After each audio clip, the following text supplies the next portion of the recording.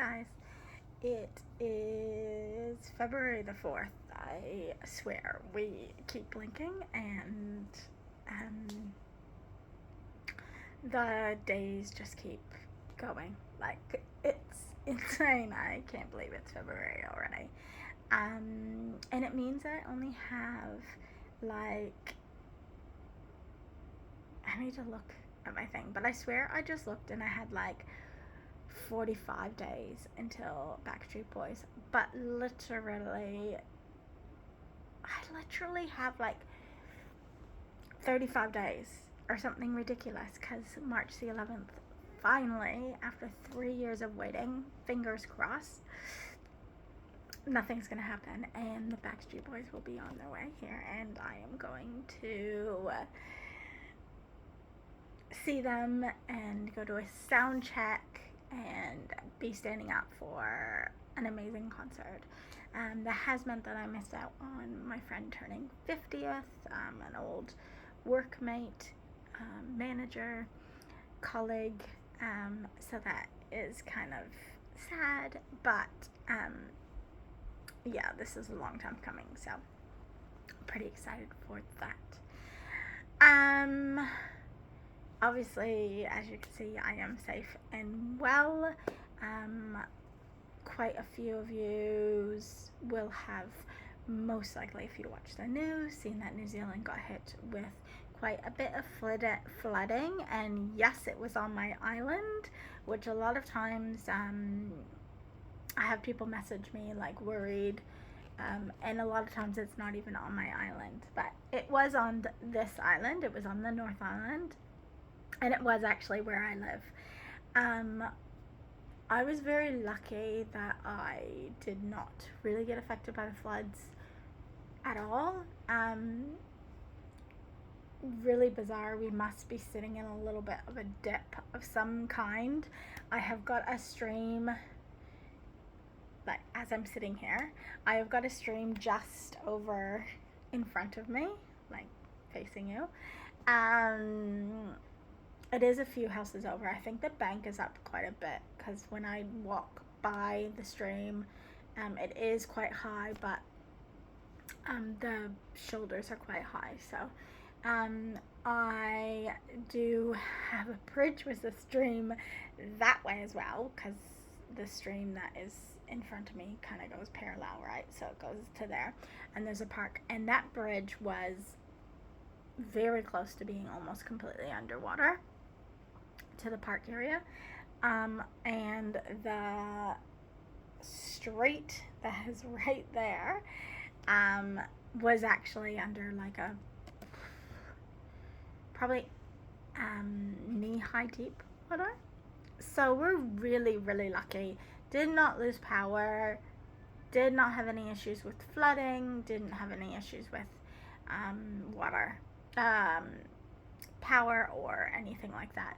I did have a little bit of water come in my conservatory or sunroom, like dripping down, but didn't come into the house that I know of. My flatmate who's out in the garage, she did have a little bit of her carpet, probably about half a foot, be affected near her like French doors that open up. But nothing like major. So that's good. Yeah, it was a little bit scary because I was by myself. And of course, we didn't know what was happening with work. We didn't know what we were going into. Luckily, again, my work has been really good. They are looking at getting better drainage outside, so I don't know whether or not if it was underwater, like the outside playroom was underwater when they came to look. I don't know, but it was all right. It wasn't too bad.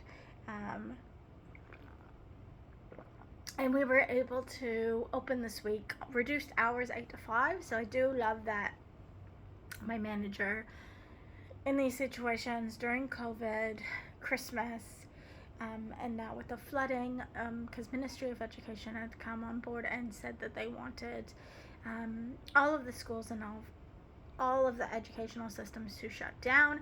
However, if it was safe for us to be open, we could be open. for people that needed it.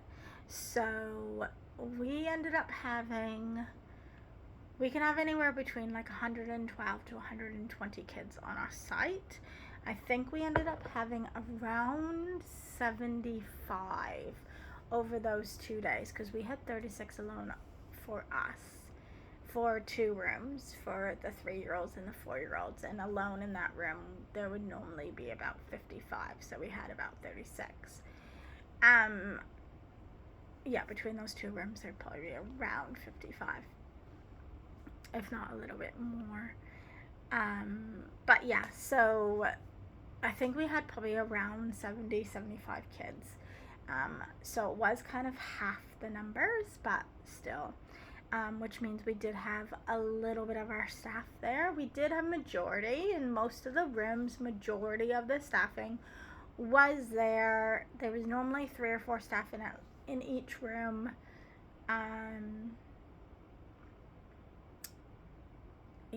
Just to keep up with ministry numbers. We do sit at a lower, so we pride ourselves on that. So there was 3 teachers in our room, and we had anywhere between 19, I think, at the most, and 25 at the most. So when we had 25, we did have 4 teachers.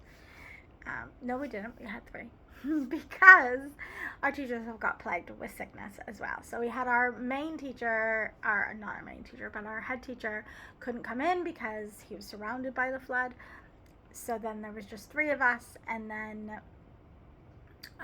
one of those people actually came down with tonsillitis, so then they couldn't come in, so somebody else had to come in. And on Friday, we have another teacher who got COVID for the 2nd time. So there is now 3 people in my room out of 6 staff. One of those has only worked 2 days a week, though. So out of 5 staff that work 5 to me 4 days a week, 3 of those people have got COVID twice now. So it's a little bit crazy. They've got COVID twice in the last 6 months. And I've not got it at all. So I have said to somebody, I'm going to go to the doctor's in March, and then I'm going to get my thyroid update at the end of February. So then I'm going to end up having to go in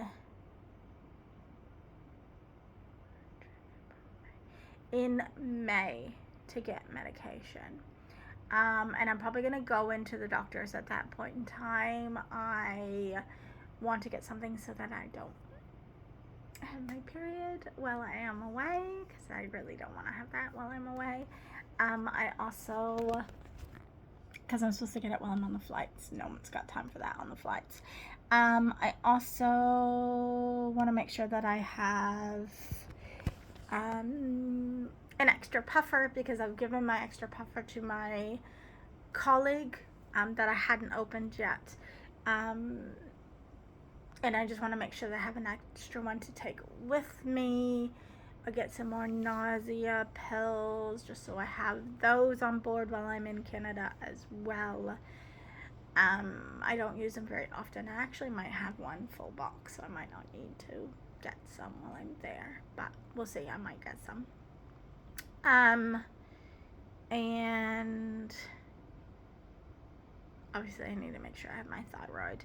And I don't think I need a note from my doctor saying what prescriptions I'm taking, but I will ask her about it.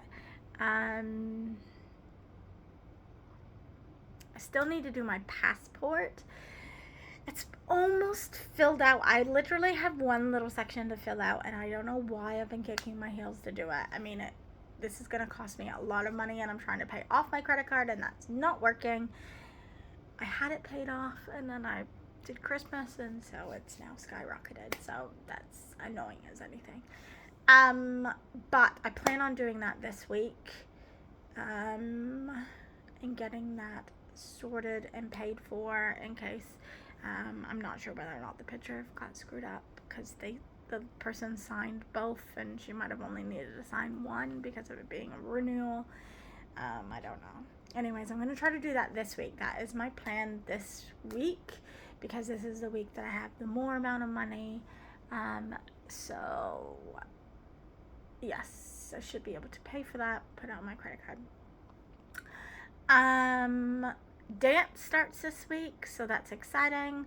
I only have dance this week on a Wednesday because Monday is a holiday. It's Waitangi Day.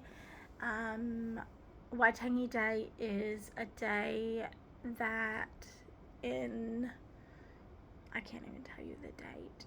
I don't know if it's in the 1800s and the 1900s. I would say the 1900s. Anyways, originally New Zealand had the Maori, who is their indigenous people living here in New Zealand. Some missionaries came from the UK, and they decided that they wanted to also live here.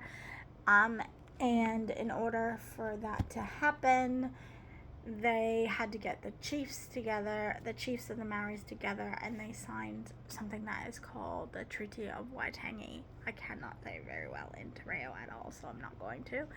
But the Treaty of Waitangi was signed with a whole bunch of chiefs and a whole bunch of officials, so that the Pakeha and the Maori could live in the same country, but that we would respect the language of the Maoris, which is why we speak Te Reo, that we would be respectful of the land, which is why a lot of land has significance here in New Zealand, and some of the fees for those lands are a little bit higher, because it depends on whether or not they are on Maori land or not. And we do partnership. Partnership is a massive thing here, where we work together. Yeah. I can't even think. Partnership. Yeah, my mind's gone. But yeah, it's massive here in New Zealand.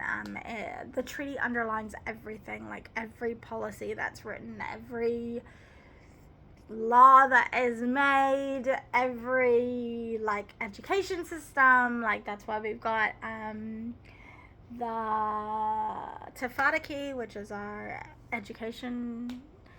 Even that has got it in it. The early childhood education curriculum is Te Whāriki, which is based on these principles of the treaty as well. Yeah. So anyways, it's a big day, and that happens on Monday. So therefore, there is no dance class on Monday, but we will have dance class next Monday. So next week I will have dance class on Monday, 6:30 to 7:30, and Wednesdays 7 till 8, and that starts this Wednesday, 7 till 8. So pretty excited about that. I'm hoping it's going to I'm excited of the different moves. When she does her class at for the children, the holiday program I was looking at, they even do Bollywood and stuff. So I'm interested to see what other dance things. It's giving me a real kind of wide aspect of dance. Hoping that we don't end up doing a salsa, but probably there will be a salsa in one of the two. So but I'm hoping to have worked through that this time, and yeah. So that's from now till February, and then that is from, my TV just shut off on its own. Interesting. I didn't even realize it did that. That is from February till April. So I'm not sure if I'm going to do it the following term.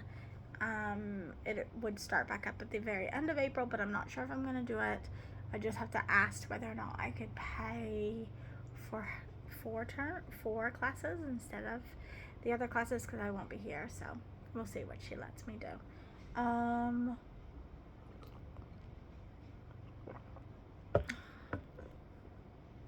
My psychology appointments. So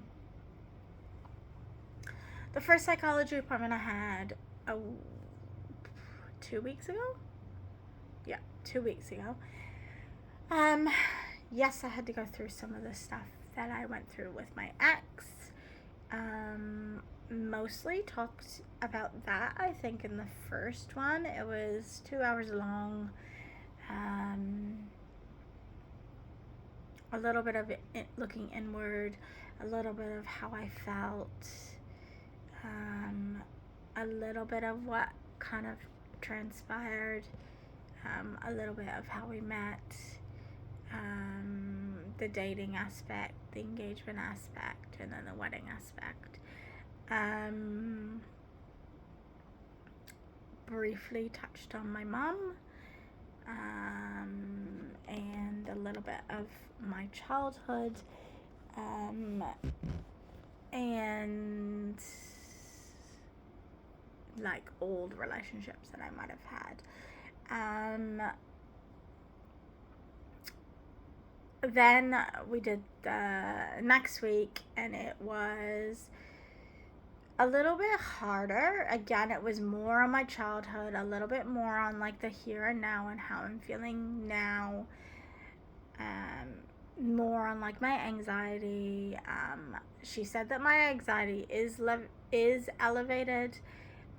My depression, no massive red flags. I mean, it's there, but it's not massive.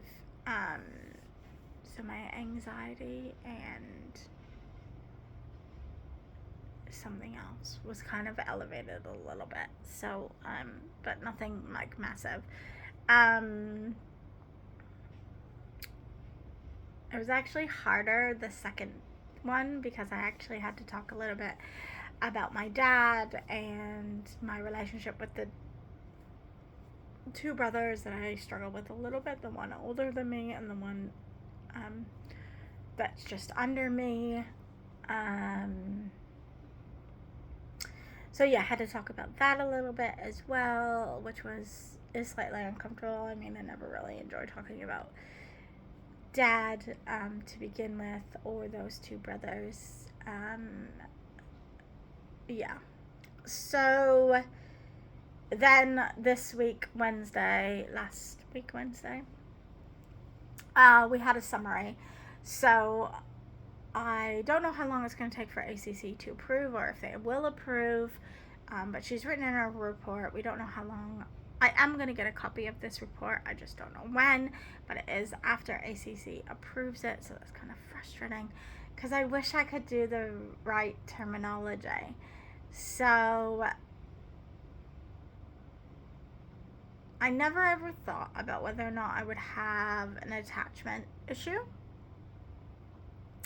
Because I just kind of was like, well, my mom was always there, so why would I have an attachment issue? Obviously, I'd have a little bit of daddy issues. But yeah. Anyways, I have an attachment issue that is then based on also affecting attachment issue that affects my relationships, and quite a bit of my intimacy relationships. And that's because I didn't have a secure attachment. Yes, my mom was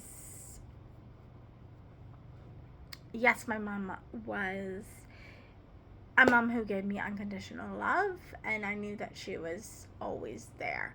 I don't actually remember too much of like her being there when I was upset or crying. Like, I kind of remember dealing with most of those types of things on my own. Like, I don't really remember that. Yeah, so, and I remember there being a lot of times me being on my own or me being with other people, and I mean, I know of at least 7 guys coming in and out of my life up until the age of 12. And then there was another 2 or 3 since then. And getting attached to these guys, calling them dad, some of them, at least one of them, if not 2 or 3 of them, obviously being told that was not what was happening. You know, my mom tried to remedy that as I got older. There was less guys in the picture, more stable relationships, but she did the best that she could, and that's what even my psychologist had said. Like, this is not to do anything with her. It's just because of all of this, I didn't have that secure attachment. And it's interesting because my cousin and I talk a lot.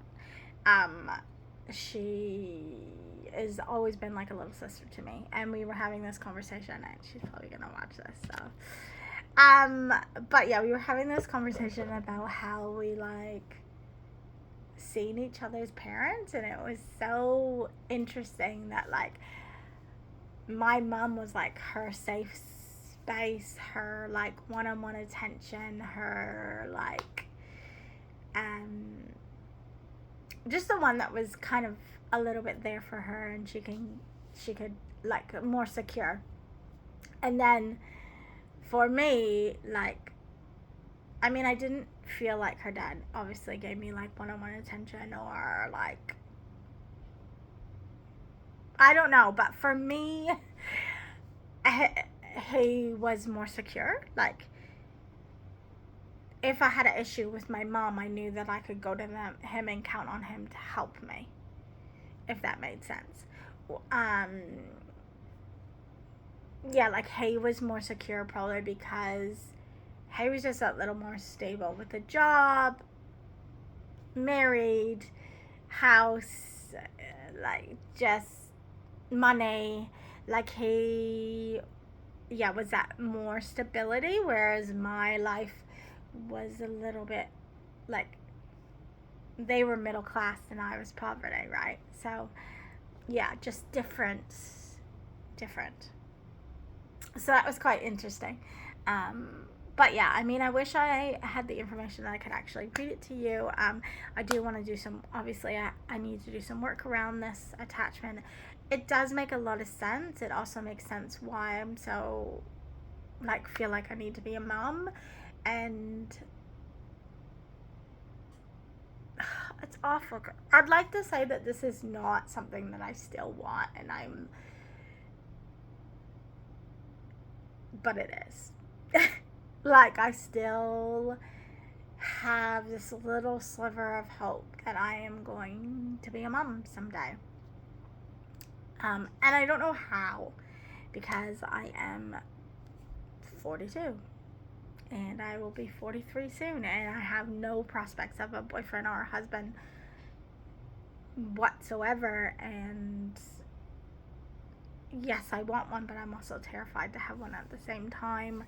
I'm terrified to get myself into the same circumstances. I want to make sure that my no's are no and my boundaries are respected and that I'm loved. For me, I want to get my self-worth and back, and to allow somebody to take that away from me again would be really, really scary.